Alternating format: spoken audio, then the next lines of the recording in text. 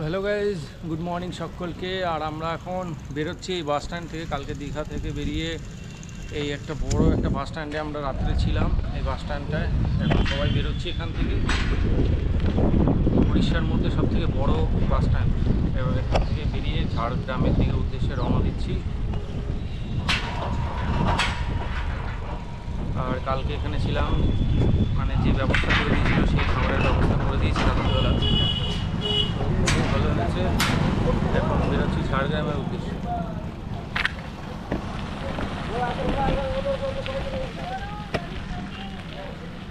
আস্তে আস্তে যাবো, কারণ আজকে আমার সাইকেলে আরও বেশি লোড হয়েছে। আস্তে আস্তে যেতে হবে। আমার সাইকেলে পিছন চাকাটা পুরো টাল হয়ে গেছে। পিছন চাকাটা যতদিন না ঠিক করাচ্ছি ততদিন বেশি লোড নেওয়া যাবে না। আর যদি বেশি লোড নিয়ে জোরে চালাই তাহলে চাকাটা যে কোনো সময় খুলে যেতে পারে। যার কারণে আস্তে আস্তে যাবো।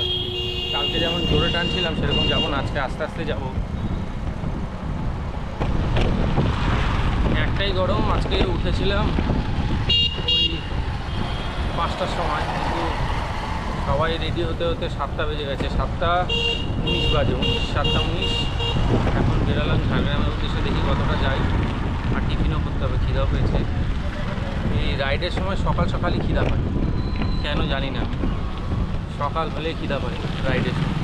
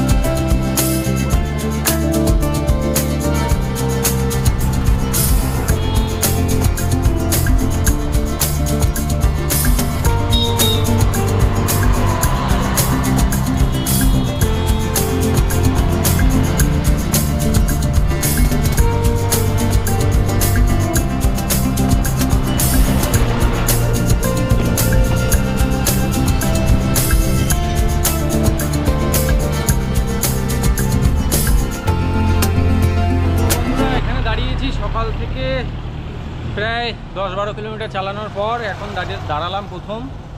এখানে দাঁড়িয়েছি কারণ একটু আখের রস খাবো, কারণ গরম যা পড়েছে। এই গরমে আখের রস আর ডাবের জল না খেলে শরীর অসুস্থ হয়ে যাবে। যার কারণে একটু আখের রস খাই, 20 টাকা করে গ্লাস। আর এখানে ডাবের দাম খুব প্রচণ্ড। আখের রসের দাম ঠিক আছে, ডাবের দাম প্রচণ্ড বেশি। আসছে সবাই পিছনে রয়েছে। আর এই যে আখের রস,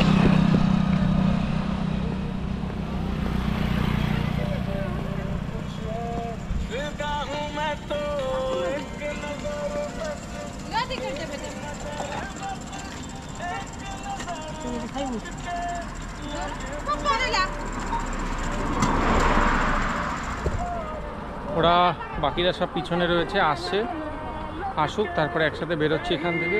সকালে টিফিন করিনি, সকালে টিফিনও করতে হবে।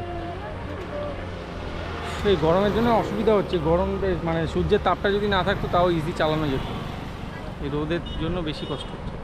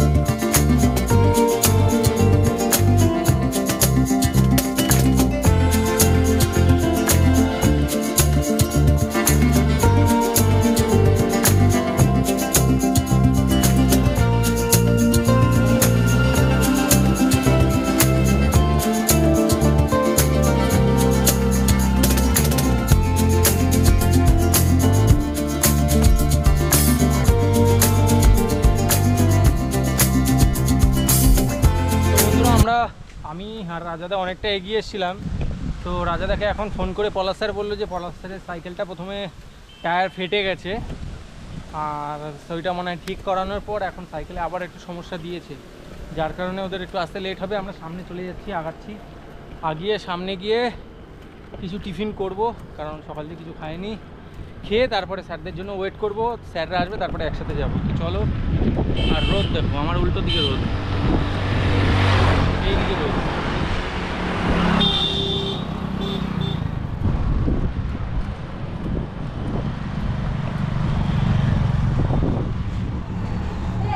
তো আমরা অনেকটা আগে চলে এসেছিলাম, স্যার ম্যাডামরা পিছনে রয়েছে, আমি আর রাজাদা এখানে খাচ্ছি বসে একটা দোকানে।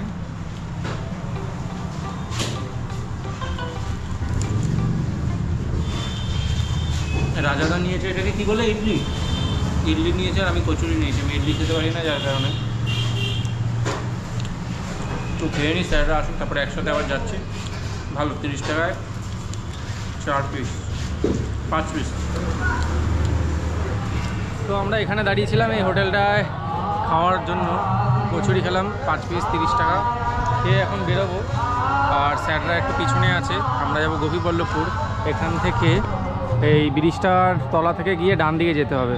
তো এখন বেরোচ্ছি, এই দোকানে টিফিনটা করে নিলাম এখন। তো চলো বেরোনো যাক এখান থেকে। তো ফাইনালি টিফিন করে এখান থেকে বেরিয়ে পড়লাম, আর মুখে গামছাটা পেঁচিয়েছি, তার একটাই কারণ, মুখ পুরো পুড়ে গেছে, এত রোদের তাপ মুখ পুরো পুড়ে গেছে, যার কারণে গামছাটা লাগিয়ে নিয়েছি। এখান থেকে ম্যাপও লাগিয়ে নিয়েছি, ম্যাপ দেখাচ্ছে।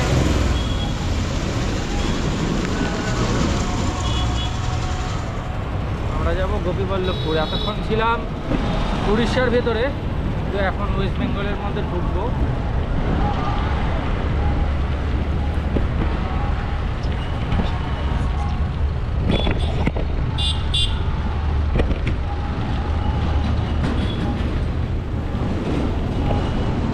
এখান থেকে গোপীবল্লভপুর দেখাচ্ছে 71 কিলোমিটার। আজকে দেখি পৌঁছাতে পারি কিনা।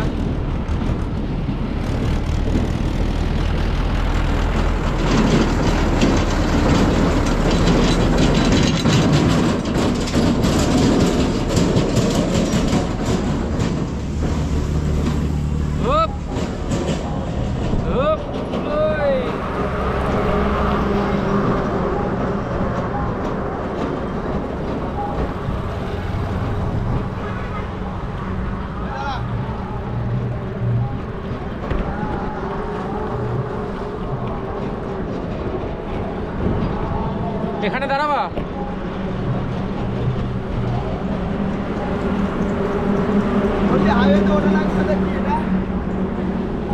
আরে ওই হাইওয়ের পেছনে যাবি না, এটা সোজা।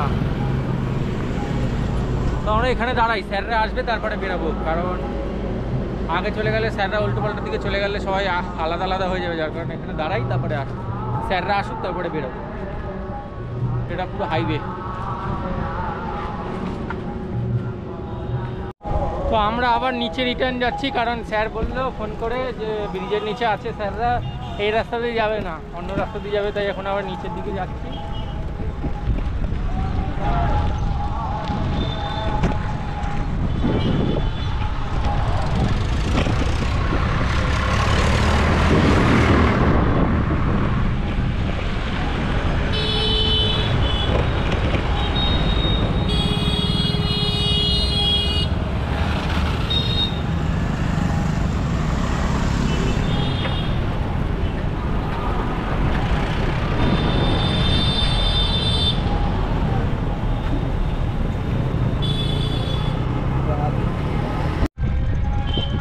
আবার ওই রাস্তায় আবার উঠছি, যে রাস্তা দিয়ে আমরা নেমে গেছিলাম ওই রাস্তায় যেতে হবে। কি যে করে এরা তাহলে ঠিক নেই। এখন ওই রাস্তায় আবার উঠছি, একই রাস্তায় দুবার।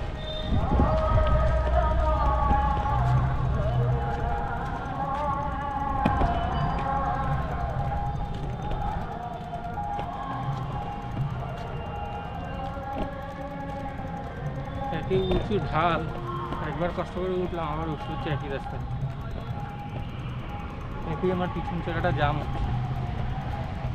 তো চলুন যাই আস্তে আস্তে, আগে যাই, কোনো জায়গায় ভালো জায়গা দেখলে দাঁড়ালে আবার অন করছি। এখন চলেছি, স্যাররা, আমি দাঁড়িয়েছিলাম ওখানে, স্যাররা দাঁড় করালো, এখন স্যাররাই আগে চলে গেছে। যদি আগেই বলতো তাহলে আমরা অনেকটা আগেই যেতাম, আমি আর রাজাদা, যেহেতু আমি আর রাজাদা সবার আগে এসে বসেছিলাম। আমরা দাঁড়ালাম ওখানে, আর এখন স্যাররা আগে চলে গেছে।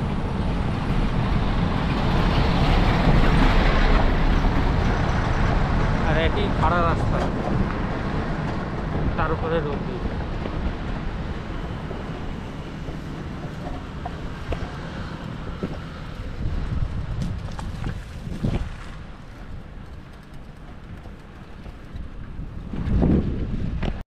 তো বন্ধুরা, একটা ডাবের দোকান থেকে ডাব খেলাম, তারপরে আবার বেরিয়ে আসলাম।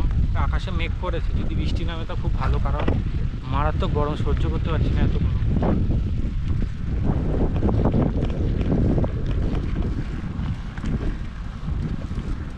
প্রচণ্ড গরম এখানে।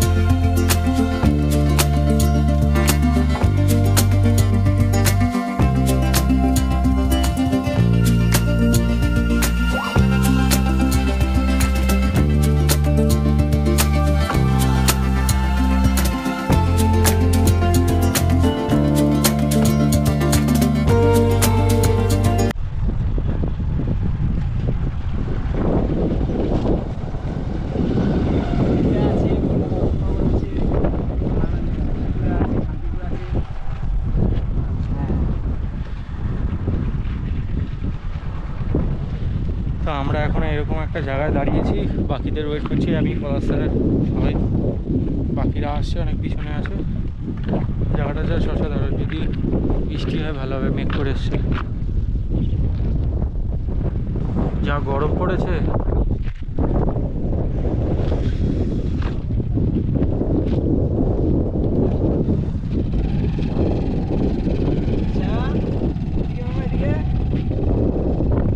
তো হুট করে এখানে দাঁড়াতে হলো, কারণ বৃষ্টি নেমে গেছে। সাইকেলগুলো ওখানে রেখে এখানে আমরা দাঁড়িয়েছি।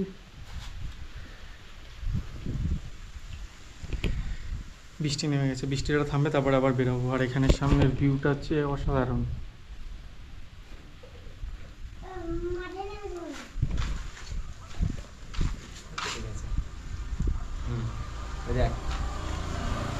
বললাম গেঞ্জিটা করতেছিলে।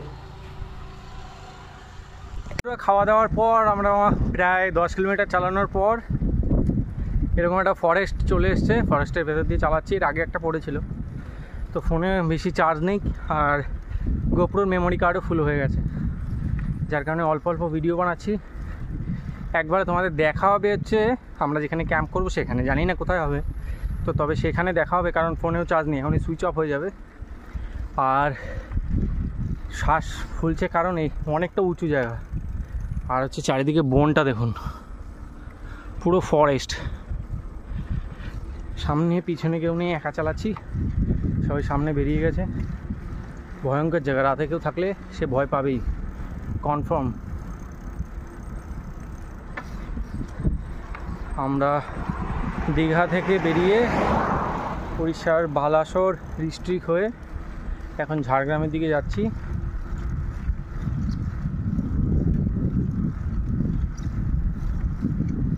খুব ভয়ঙ্কর জায়গা।